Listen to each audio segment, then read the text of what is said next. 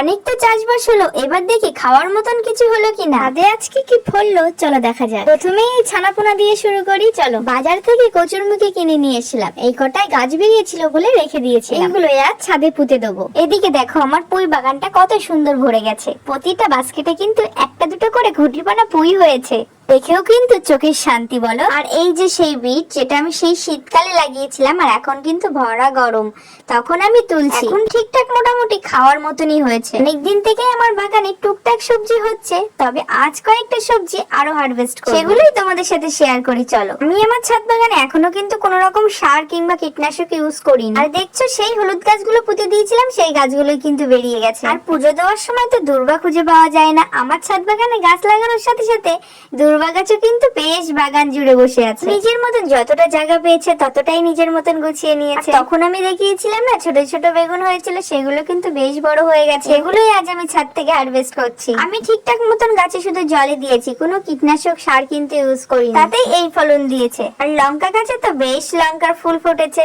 তাতে বেশি লঙ্কা হয়নি, একটা দুটো লঙ্কা হয়েছে, তবে তুলে নিয়েছি। অনেকদিন থেকে আঁকুবাকু করছি যে সবজিগুলো আমি কবে তুলবো, এট লাস্ট আমি তুলতে পারলাম। এই যে সবজি হয়েছে অন্তত আমার একদিন তো হয়েই যাবে। বেশি দিনটা আমি বিকাল বেলায় গাছে জল দিই, তবে আজ সবজি তুলতে দেরি হয়ে গেল, তার জন্য সন্ধ্যাবেলায় জল দিচ্ছি।